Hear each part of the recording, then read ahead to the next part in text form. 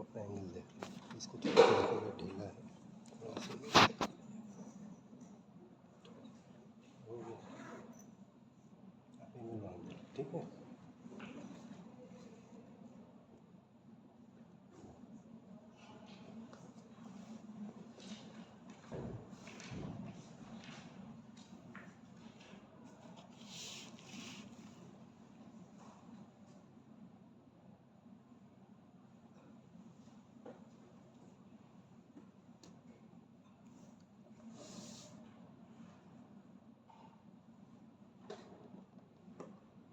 We all have 3, 5, 7 students.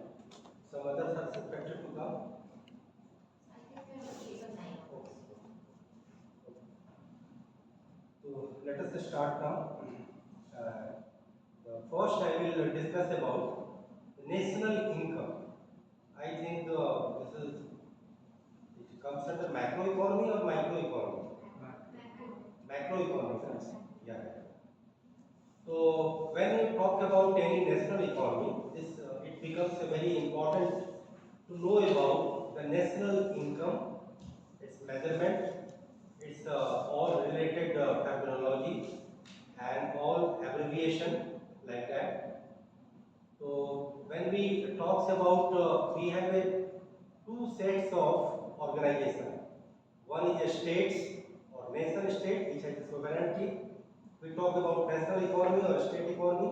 Another is our family economy, because we all are part of some family. The family is older, it's a older institution than a state. So family has itself a budget, income and expenditure. Same way, nation or a country has a income and expenditure, and we all studied in the subject of economics. So when we talk about national economy, so it is measured on quarter to quarter basis. There was a time when it brought out once in a year, but now government is coming with all the latest achievement, development on a quarterly basis. So we have a 4 announcement in a year. So when we talk about national income, so we have a 3 or 4 terminology.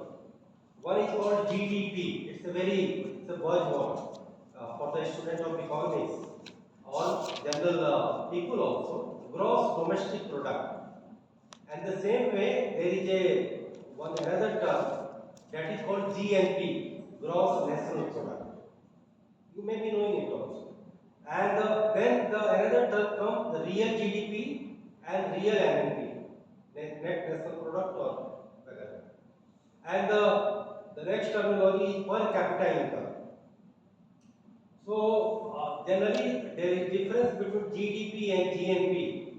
The all sorts of income coming from the domestic sector is called GDP, and when we add income from the external sector, from the balance of payment, export, import, and all kind of arrival of FDI, and all kind of capital receipt from the external economy or the external sector, that is included when it is included in our product, then it becomes GNP, gross national product. And when we minus the depreciation cost on the capital, we have two kind of variable. One is the day-to-day expenditure, and one is the fixed expenditure, that is called capital expenditure, and the variable expenditure. So any capital expenditure, suppose that this is a classroom, after 1, 2 or 3 years it needs maintenance. So this is, then we have to expend on the maintenance. That would be called the depreciation cost of the fixed capital. So these are the terms which all may be knowing. When we divide our population with the GNP, then it becomes per capita income. And generally the GNP or GDP is measured on two prices, on constant prices or on the current prices. So the current prices includes the inflation also, because we all may be knowing that we have a rate of inflation, the extra circulation of money, it brings inflation also, and that is allowable under the modern economics. Up to 4%, 5% inflation is allowed, particularly in the developing country and undeveloped country, because deficit budget is a very it's a very formal exercise in any economy, in any developing economy. So when we adopt the policy of deficit financing or deficit budget, we have a rate of inflation also. And right now, nowadays, we have a very meager inflation rate that is hardly touching 1% or 2%, because we have two kind of inflation rate measured. That is, one is called the retail inflation and another is called the wholesale price index. And both have a rate which comes time to time. You can check it with media, any media. So when we minus the inflationary, the inflated price or value, then it becomes the real GDP. So we have taken one base year. That right now we are adopting, we are following the 2021-22 as base year. Earlier it was 2011-12, and that has to be changed into 2023 to 24 by the Ministry of Statistics. When the second advanced estimate will come on 27th February, we will have a new base year, and then we will have a new comparison of our annual growth rate or annual national income, etc. So these are the terms which people must know, the student of economics must know: GNP, GDP, per capita income, real GDP, rate of inflation, etc. Now I am coming to tell you about the types of economy. So we have a four types of economy. One is called traditional economy, and the second is called command economy, third is called market economy, and fourth is called mixed economy. So under traditional economy, the traditional professions like agriculture, hunting, mining, livestock, these all comes under traditional economy because it is coming and it is going on for last thousands of years. We have a pastoral age, we have agriculture age, we have a hunting age like that. So these are covered under traditional sort of economy. The next is the command economy, where one authority, one nation state or any authority which takes decision regarding every aspect of Indian economy or any economy, any country's economy. They decide what would be the volume of investment, what would be the volume of production, what would be the rate of growth, what would be the income, how many infrastructure has to be created. If authority decides, then it is called command economy. When we were adopting planned system of economy, so we are just following the commanding heights of Indian economy under the leadership of public sector or the government sector. So that is called command economy. Third is the market economy. You all may be knowing what is called market economy. The demand and supply forces are the two main tools which decides the volume of investment, volume of production, size of employment, level of consumption, etc. etc. And fourth is the mixed economy, when the both public sector and private sector have the presence in the economy, then it is called mixed economy. Nowadays it is called PPP, public-private participation. So we have a presence of both public sector and private sector. You take any sector of Indian economy, you will find a private player as well as public player. And now we have an introduction of one new thing that is called the regulator, which decides each and everything, what public sector will follow and what private sector will follow, and also the pricing of their product. Now I am coming the measurement of national income. So you must be knowing this, that there is one ministry that is called Ministry of Statistics and Program Implementation.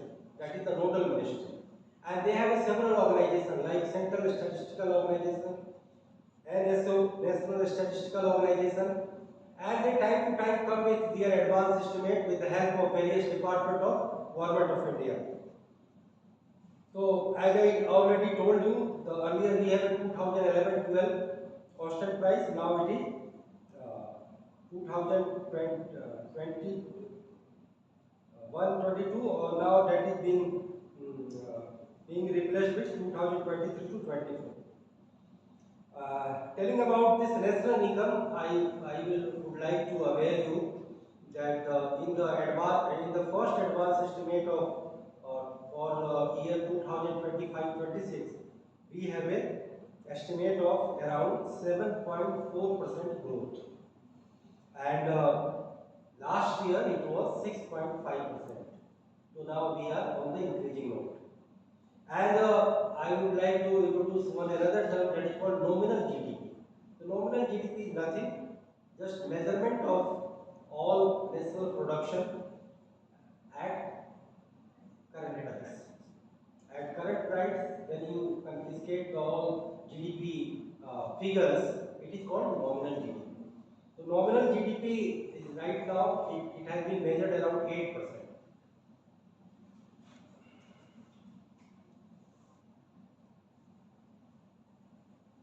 Talking about national income, you have to find out that there are three classifications of national income. First is the income under primary sector, income under secondary sector, and third is the income under tertiary sector. What do you mean by primary sector? Agriculture and allied activity, that is called primary sector. It includes agriculture, veterinary, dairy, forestry, fishery, apiculture, sericulture, etc., etc. Horticulture.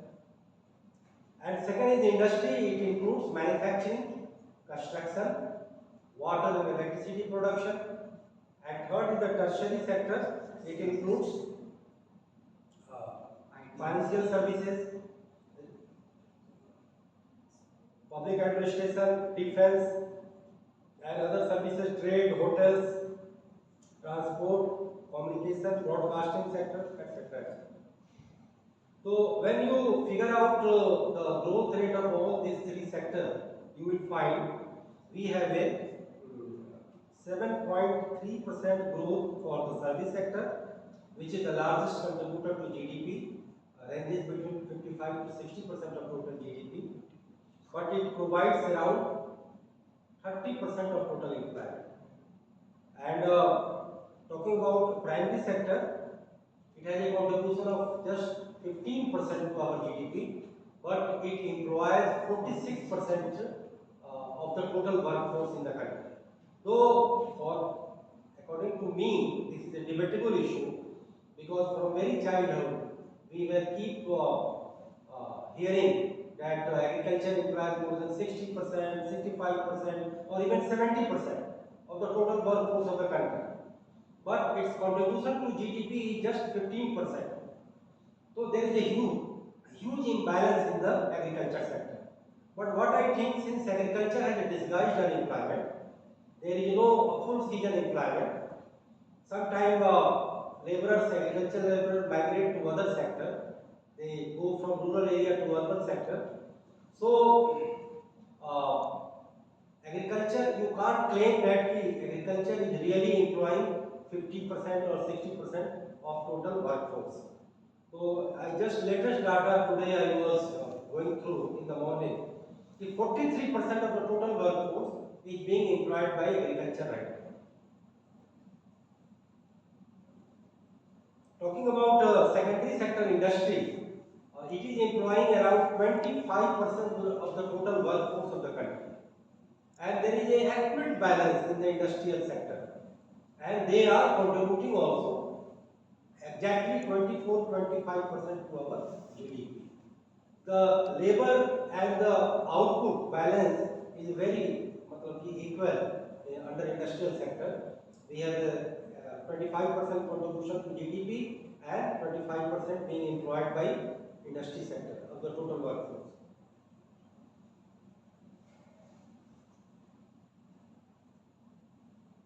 So when we talk about national income, you must also know about the term that is called gross fixed capital formation, and also the final consumption expenditure private under private sector, and final consumption expenditure under government sector.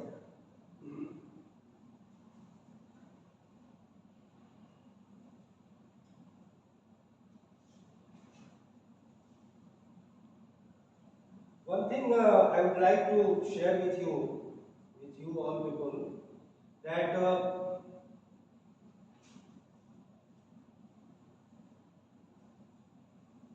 national income is composed of what? It's a production of goods and services. It has a government income also. It has a normally it is called first is called the earned income, which includes wages, salary plus commission. Second is the passive income, income from the rental, royalties. Third is the investment income, portfolio income. It's saving, interest on saving, profit on stock, and capital gains. And fourth is the income from business, that is from entrepreneurial activity, self-employment. And also we have some categories of income that is called tax-related income, gross income, net income.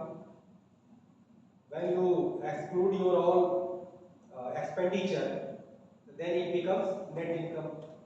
Or you exclude your taxes, then it becomes net disposable income. Yani that you can spend. And also the discretionary expenditure or income both. It totally depends upon you what you want. So generally taxes are imposed on what? On salary, on property, on business, and on capital gain.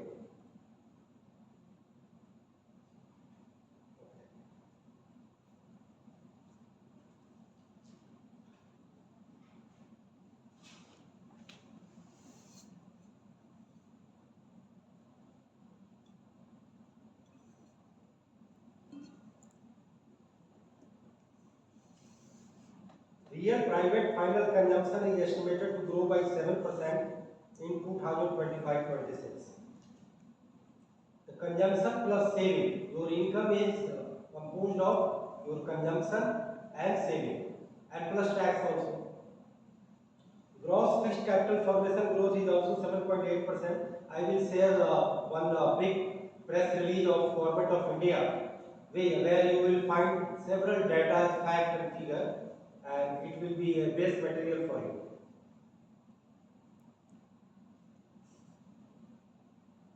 Index of industrial production. You may be knowing about this, that time to time when the government brings the index of industrial production, it's the financial performance of listed company, estimate of major crops, livestock, fish production, production of coal, crude oil, natural gas, cement and consumption of steel. It all comes under industrial index. Net tons kilometer and passenger kilometer of railways, passenger and cargo traffic handled by civil aviation sector, cargo traffic handled by seaports and river port also. You can include it. Sales of commercial vehicle. This year we have a 8 lakh, the record 8 lakh vehicles were sold, commercial vehicle, and 11 to 12 lakh tractor were sold. This figure just I came to know about it. The next part of the national income is the bank deposits and credit. Next is the premium related information of general insurance or life insurance. Data on outward supply of goods and services. Accounts of central and state government. The government is itself a big employer, big entrepreneur, it's a big company you can say. And the GST collection, these all are part of national income. Total tax revenue and GST, non-GST budget estimate of the tax revenue compiled by CAG website is all composed during the national income measurement. The government has to be also pick up several data. They take this several data and then they compile the final national income. Imports value of goods and services, exports value of goods and services, value of goods, import and export of capital goods compiled from monthly data of Ministry of Commerce. We have a 2 years GDP. One is for 2024-25 and another is the 2025-26. So in 2024-25 we have a 6.4% growth. Now it is 7.3. Net taxes growth, last year it was 7.4, this year 8.1. GDP has moved from 1,87,000 crore to 2,01,000 crore, etc. Net GDP has increased from 1,64,000 crore to 1 lakh. I will share all this data. I am just telling you. And the private final consumption expenditure, GFC, government final consumption expenditure. The share of private final consumption expenditure has increased from 56.5% to 56.9%. Last year we have a growth rate of 9.1% and 8.9%. I will just mention the GST rate cuts and how it just galvanized the consumption value of Indian consumers. After the GST rate cut from 22nd November, 22nd September, we have an extra sale of 8 lakh crore in the market. It means the consumption just got galvanized and it just speedify the cycles of Indian economy in terms of various elements of Indian economy, consumption, investment, income, employment, and investment, and so on. Right now, our per capita income is 1,39,890 rupees. 1,39,890 rupees. This is at current price. This is at current price, not at base price. So these are the things related to national income, and I think all theoretical aspects of national income accounting you may be finding in your coursework, but it's a very applied form of economics which generally comes in media, and government just analyzes the sectoral growth rate, under agriculture, industry, and under tertiary sector, and they just analyze the performance of government and various industry, and just accordingly they plan for the future. And then we just analyze how economy is performing and how will we achieve the target of Viksit Bharat, because as I have had a lecture on Viksit Bharat, then I told we need a continuous 7.7% plus growth rate for the next 22-23 years. Then we will have around 30 to 50 trillion dollar economy, and then we will have a tag of developed nation as number 2 or number 3 nation of the world. So national income is a very key issue, and it is one of the major macroeconomic subject, and you must be more trust on the applied literature coming through media and all sorts of outlet, and whether you can search it from Google or from YouTube also, or different government site also. So I will share 2 press releases in your group, in WhatsApp group. You will find a very extensive and enormous data related to national income, and I find it just creates a vision, or it creates a perception regarding Indian economy, how it is performing, where is the sectoral imbalance, and what have to be cured, and where emphasis should be more given, so that government have a better policy. And government is coming with so many schemes depending upon their status, their performance, and their drawbacks. And thereafter, the planners just chalk out all their programs and do their activities, and they just laid out future roadmaps. So I think this is all on behalf of me. If there is any question, so you can ask. So for meanwhile, I am just taking chair, and I am inviting your questions related to national income estimate and all kinds of related to theoretical and practical aspects. I think you all must raise question regarding this, any kind of confusion or any kind of thing. Though I am from applied side, so I can only tell about all the present and continuing development in the Indian economy, because this is also a very debatable issue. When growth rate comes down, you may be knowing during the corona period and even before that, when monetization was brought out, we have a continuous 5%, less than 5 or around 5% growth for around 3-4 years. And during corona period, we have a minus 10% growth, and that was the biggest fall in the world in terms of country. India has a minus 10% growth rate in year 2021. But very next year, India just achieved around 9% growth rate, which was also highest in the world. So Indian economy is very volatile, and it is just on a growing path. If anything happens, it comes down, and if it gets a very suitable environment, it goes high and high. Because you all may be knowing for last 3-4 years, we have the highest growth rate.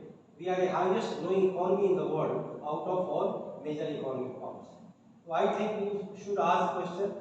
Ma'am, you ask question related to this, then I will switch over to other topic of decimal structure. Yes. So despite the fact that ours is the fastest growing economy, in the recent GDP quarter GDP calculation, it was came to around 8%.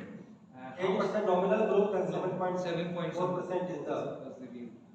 Sir, at the same time, just after that release of the growth rates, IMF graded us with C on the data the methodology that we use to calculate the estimated growth rate. So, how can we interpret it's a high time for us to revise the base year. So that was the concern given by. There was a press coverage also regarding this. The IMF has objected that, and there was one report in BBC also. Yeah. There was 2 ranks were given. One had a C category and one had a B category also. And that was related to the credibility of the institution and how they are providing the data. So I think Nirmala Sitharaman replied it also. And but that was not very objectionable as per the report of BBC also, because all government wants to pat themselves. We have achieved such and such, and we are on a growing path like that. So we have not become a very perfect nation. Everything is working on a very high quality note. But I think if you take that down also, our performance cannot be rated as miserable or even average. It is already mandate among all the international ranking agencies. India is growing very rapidly because there are so untapped areas. As far as Indian economy is concerned, we have a huge potential. We have a demographic dividend. There are so many avenues of new industry, new economy, and market is totally untapped. There is a huge market also. Let's see the performance of Chinese economy. They just made a record. $1 trillion trade surplus they achieved. You may be knowing of China has a trade surplus of more than $1 trillion, which is a record in itself. But there is another dark side of that achievement also. They have no very good domestic demand. They have no very good domestic consumption. If they heavily rely on the export sector, it will create some confusion among the other countries of the world, because the trade preference always in favor of any country, it is also not rated as very good sign, because ultimately you have to utilize the foreign earning. You have to utilize the foreign earning. If you are trading in dollar terms, you can't keep the dollar in your bank, in your central banks. You have to spend it ultimately. because your domestic currency is not dollar. So you can make hold over the external economy or external trade, but there must be balance also. That is why there is a term called balance of payment. It means you have export and import balances also.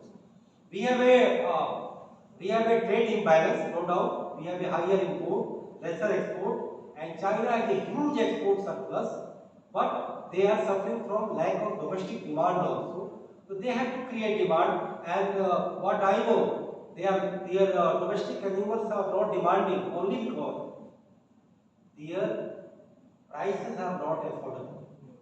The real estate has become very costlier in China. The people are not ready to buy them. But that case is not with India.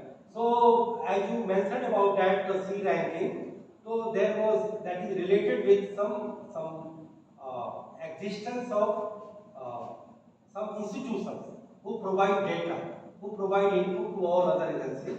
That was not so much credible, but Nirmala Sitharaman told that she will rectify that shortcomings. Yes. So the question was like, you said like agriculture sector only contributes 15% to the GDP. Please speak loudly. So agriculture sector only contributes like 15% to the GDP of the economy. Do you think it is because like government is not focusing so much on the exports of the good and rather just focusing on keeping it like protecting the sector? That is not the matter. Because I have a huge experience of studying agriculture, and my study is more focused on agriculture and rural sector. What I know, being an economist or a student of economics, you must be knowing the capital output ratio. Though agriculture is a very old profession, the oldest profession. Nowadays, I am reading a book on Homo sapiens. They have the one chapter on agriculture revolution. Before that, there was cognitive revolution, followed with agriculture revolution. And they were explaining that agriculture has a very less return. It's very natural, because agriculture is the subject which is directly related to nature. There is always a high risk factor, because it is related to weather, climate, etc. etc. First, and second, the output, the productivity have some very limited potential. Though quarrying and mining, it also comes under primary sector. But the capital output ratio, when you have to employ more capital, and the ratio of output, what you are getting, what you are harvesting, so that has not a very congenial balance, congenial ratio. If you suppose that you have a 1 biha jameen or 1 acre jameen, 1 acre land, so that is costing around 10 lakh. So you have a capital of 10 lakh, and then you have to employ several input of agriculture: seed, pesticide, fertilizer, plowing, harvesting, storage, and plus risk of weather also. When you evaluate the all prices of produce and what you spend, you will find you have a loss or you have a marginal gain. You can tell that the government is not focusing. So government is providing a huge infrastructural support to agriculture, and this is our history. 1950 onwards, India's agriculture policy have dependent on creating infrastructure for agriculture in terms of huge river valley project and all kind of high yield variety of seeds, fertilizer, pesticide, and providing them at concessional rate. And we have a higher production, but we never focused on higher income to be given to the farmers. That is why agriculture was always a subsistence profession, rather a profession of profit, because government policy was not that. They were more focusing on food security of country as a whole. They were thinking at macro term, not in the micro term. That is why government priority was not to enhance income of farmer, rather facilitate farming, so that they have a more agriculture activity in the country, not only agriculture only, all related allied activity, dairy, forestry, fishery. Then we have a green revolution, followed with white revolution, then with a blue revolution, etc. etc. So agriculture has a very high capital output ratio in comparison to other element of primary sector, quarrying and mining. If you mine something, you have a huge resources, huge wealth you can get. The enormous value of all the metals lying under the soil.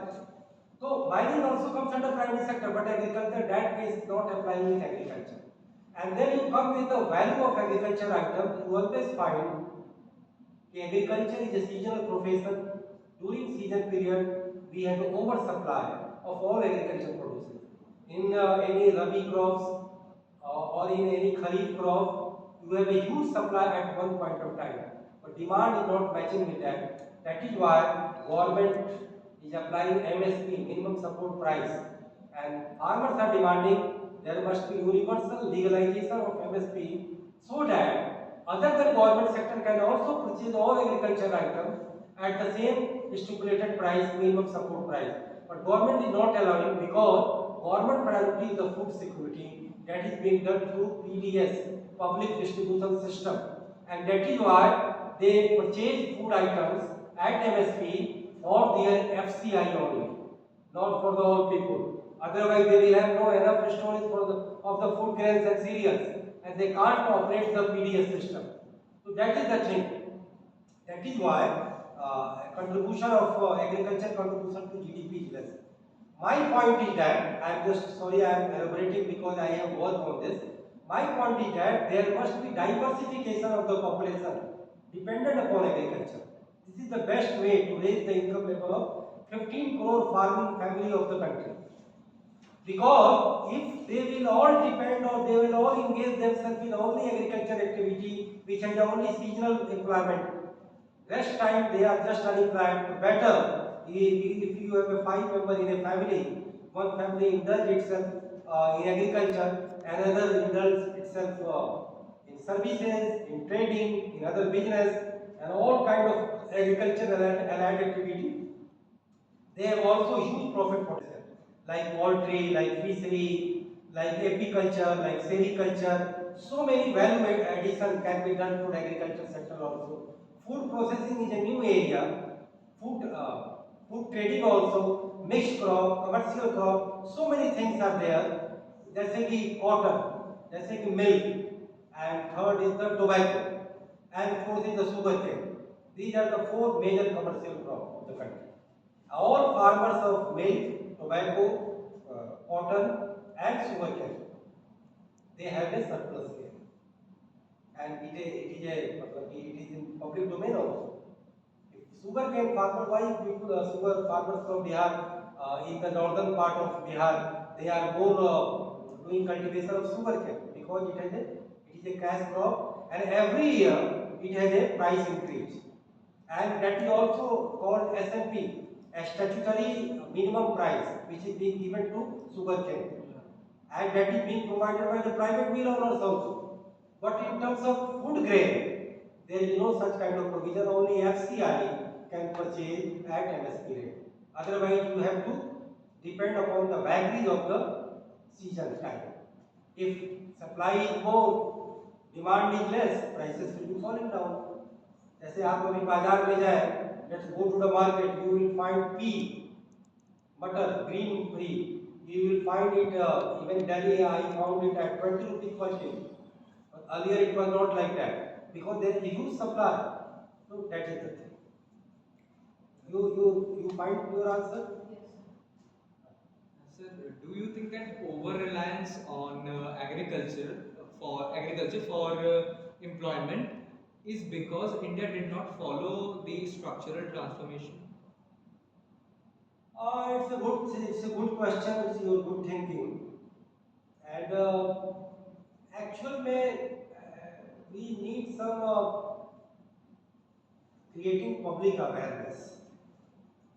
And we must have the exposure of several professions. As you know, right now we have so many new industry, new economy, new energy. If you talk about information technology, so many new areas have come out. Yeah. You have a drone technology. You have many startups in space science. So kind of green energy, rooftop solar system. So many avenues are coming. The same way in the agriculture sector, that is why I support migration economy. During the Bihar election, people were just saving Bihar for the migrant workers. I think they were wrong. Because in any open economy, mobility of labor is called one of the big factor, big positive factor. Mobility of labor. And the whole nation is an economic unit. You can't judge anything under one state or under one region or sub-region. You have to take the whole nation as one economic unit. If a laborer from Bihar gets employment in Surat, what is wrong in that? That is also part of our nation and this is also part of our nation. The demand and supply. All areas have their own characteristics. If Bihar has surplus labor, Gujarat has surplus factories. Mumbai have a more marketing potential. Tamil Nadu and Andhra and Karnataka have more science and technological manpower. Bihar and Assam have a surplus of a huge river water. So every area has their own characteristics, their own advantages and own disadvantages. And they all combine each other and they just populate each other, complement each other, supplement each other, and that is how the economy operates. So if we have a good amenity for the migrant workers and laborer, I don't find anything wrong in the pursuance or the prevalence of migration economy, because this is the factor of economic growth, and nothing wrong in that. So same way, over dependent on agriculture, as you asked this question, earlier in Bihar, laborers were getting 2.5 सेर अनाज, 2.5 kg food grain for your day long work. Hardly you are getting just only 2.5 kilo anaj for your day long work. Right now we are getting 600 rupees or 500 rupees for the minimum under minimum wage. Okay, and if you get 2.5 kilo anaj, it costing only 100 rupees hardly, 100 rupees, 150 rupees. But when industrial new economic policy came, and we have several avenues of growth in different industrial center, metropolitan center, and etc. There was a huge demand of labor from the states like Bihar, Odisha, West Bengal, Rajasthan, etc., and they got the employment opportunity. And it contributes around 46% of the total rural income. I am talking about Bihar, because the remittances which come in the Bihar, it constitutes 46% of the total rural income. What is wrong in the migration economy? So you are talking about the over-dependent people they have become aware. They are diversing themselves. They are searching out different vistas of employment, and they are just switching over some other activity. And so many activities are coming, and the roadways, highways, railways, waterways, airways are coming. It also opens up several vistas of employment. So things are getting changed. So it is already taking place. So nothing to worry about. Sir, Yeah, please. sir, is GDP growth always a sign of improvement in people's standard of living? GDP growth Is always a sign of people's improvement in the standard of living? it's also a good question. We have several indicators for measuring the life standard of the people. Per capita consumption, per capita calorie intake, per capita income, which you are talking about, social welfare. Now it has come the smiling index, happiness index. Many countries have adopted this parameter. But when we have a debate over what sort of economic ideology we must adopt, the leftist ideology, socialist ideology, mixed economy ideology, or capitalistic ideology, we are talking about all kinds of poverty, all kinds of lower consumption, misery, poor health and education facilities, poor facility of sanitation, child mortality ratio, like that. So So, but nowadays, after when since the new economic policy era, we are more focusing on annual growth rate, because we have come to the conclusion that ultimately when we have a higher growth rate, higher national income, then obviously we have a higher tax GDP ratio. That would be more volume of taxes collections on behalf of government. When growth rate will become high, there will be more taxes to the kitty of government. And when the government kitty will become high, then we will have a more allocation, transfer of resources to the informal sector, to the rural area, to the needy area. So this is one of the model of the modern economics and the modern government economics also. So we are more talking about the growth rate because it's a macro indicator. Ultimately, it has a meaning that government will have more taxes, more allocation, more distribution, more social welfare, and so on and so on. So that is why it is rated as, of course, the major indicator of life standard of any nation or the people. But the inequality index is also being referred. That what is the status of inequality? So personally, I talk about 5 things which we have to take into account: that the policy of employment, policy of labor laws, and policy of education, policy of health, and policy of social security. If you take into account these 5 areas: employment, labor, education, health, and social security, then we will have a less inequality in our economy, because we will have a equal level playing field. अब जैसे क्या है कि people who work at the private sector, they have made up their mind I will have no pension, anytime I can be fired. But when that people work under government sector, he feel free that my employment will be intact till the year of retirement, till the year of 60. So there is a huge inequality, because level playing is not there. So there should be one policy for education, health, employment, labor laws, and social security. So this is one of the also criteria of measuring life standard of any life. And nowadays under Modi government, they are sloganeering regarding one nation, one tax, one nation, one ration card, one nation, one falana, one nation, one tikana. But they have no one nation, one education, one nation, one health, one nation, one employment policy, one nation, one labor policy, and one nation, one pension policy.